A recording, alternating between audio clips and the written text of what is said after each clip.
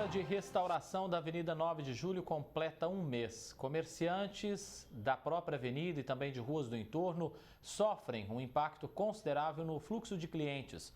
O número de imóveis fechados só aumenta. A Nayara tem uma assistência técnica no cruzamento das ruas João Penteado e Comandante Marcondes Salgado, no Jardim Sumaré.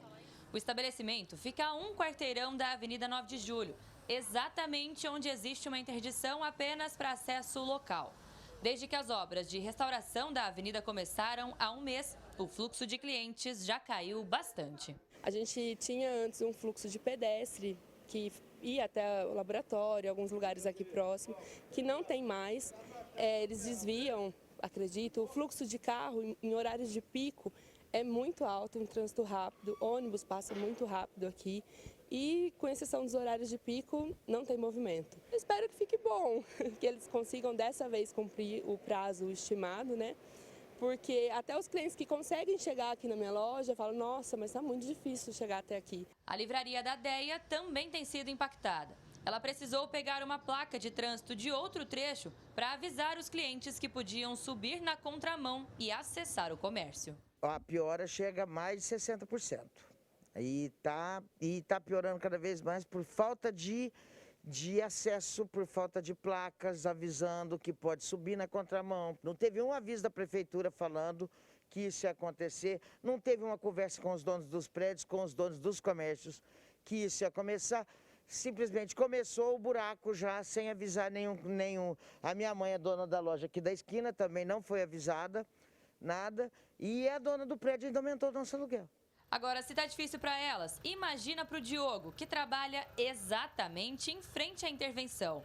O movimento de pedestres que costumavam entrar na loja quando passavam praticamente zerou.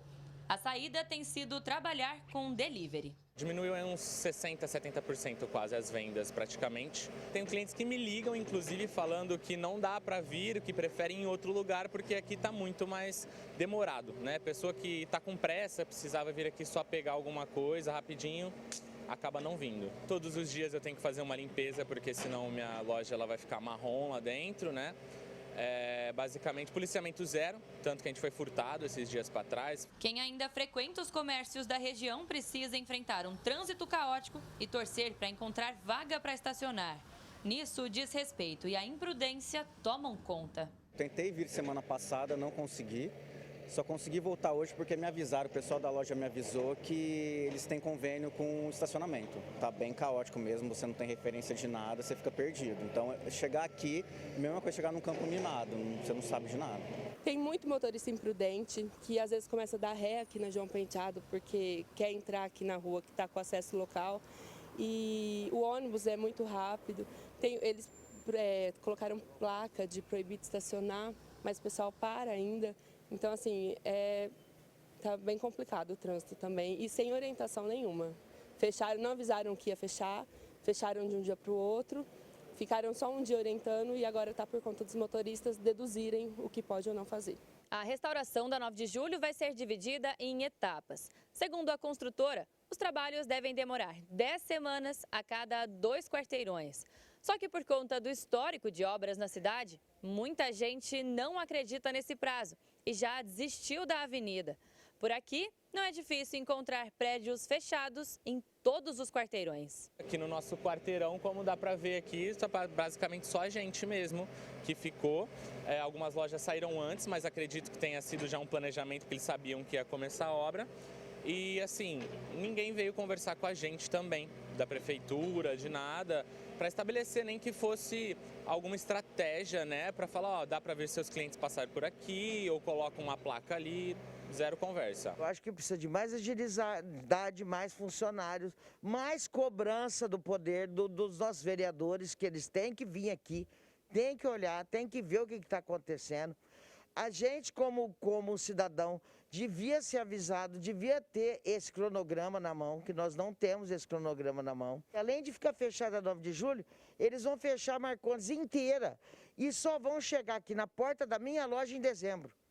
Então, eu estou fadada a ficar 7 meses com a loja sem movimento por causa disso. Vários lojistas estão deixando a 9 de julho, uma desvalorização muito grande ali dos imóveis. O movimento de saída e de volta é muito mais difícil depois, a gente sabe disso.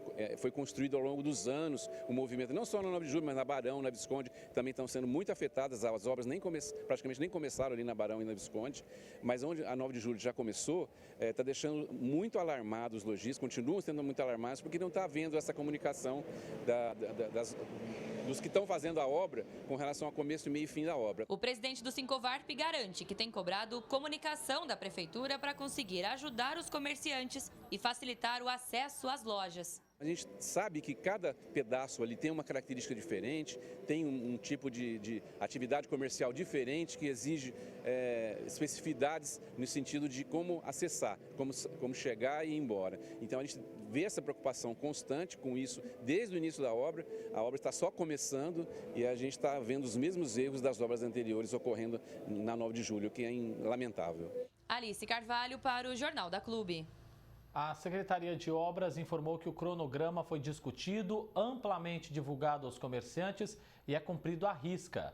Acrescentou que há interdição de 2 quarteirões a cada 8 semanas e que tudo ocorre dentro do previsto. Para falar mais sobre essa situação, sobre esse assunto, conosco José Rita Moreira, consultor econômico.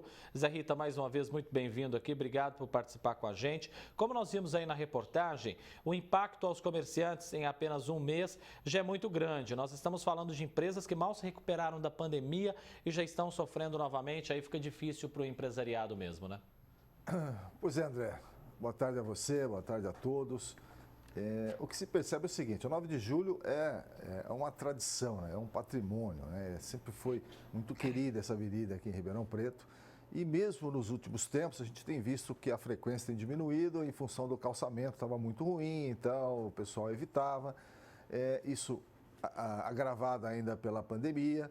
E o comerciante, ele realmente é persistente, ele é perseverante, ele quer se manter, ele quer contribuir com a cidade em si.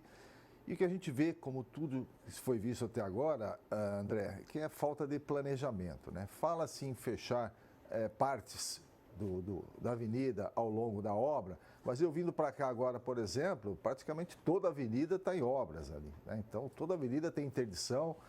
E para o comerciante isso é terrível, sem dúvida nenhuma. Alguns ainda conseguem trabalhar com delivery, alguma coisa. Agora, planejamento é fundamental. Eu acho que deveria ter algum tipo de acesso secundário para poder atingir as lojas.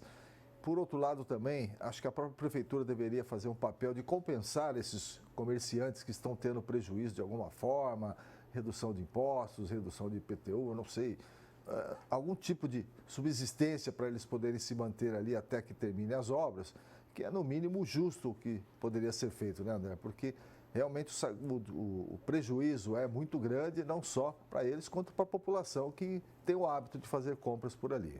E mesmo com tantas reclamações, até mesmo em outras obras por Ribeirão, parece que a comunicação da prefeitura continua muito falha. Ou seja, esses empresários eles precisam ser comunicados sobre essas interdições. E aí a gente está falando de uma comunicação com clareza, com transparência, né?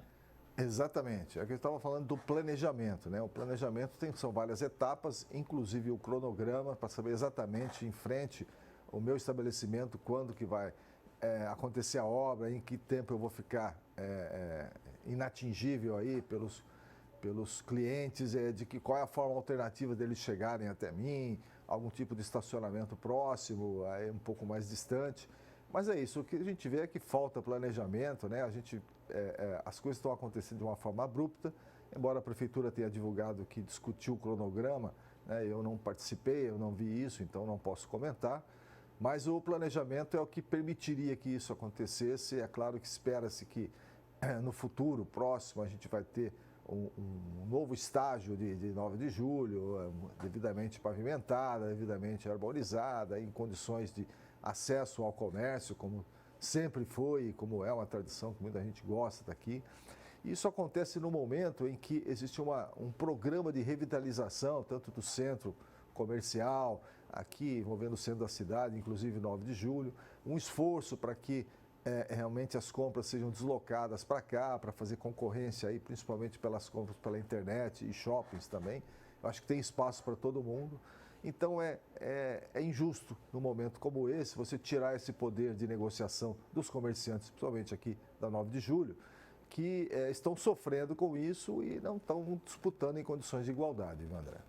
Pois é, e aí o pessoal sofre, né? Até teme pelo não cumprimento do prazo. Aí só para pontuar, ontem eu conversava até com uma pessoa que está trabalhando bem aqui em frente à casa da Clube na obra, e ele falou para mim, André, com certeza não vai se cumprir esse prazo de 1 ano para terminar e entregar a Avenida 9 de Julho, e pelo menos essa foi a promessa do Executivo. Claro que a gente vai continuar acompanhando aqui. José Rita Moreira, consultor econômico, agradeço muito a sua presença aqui no Jornal da Clube. Bom fim de semana.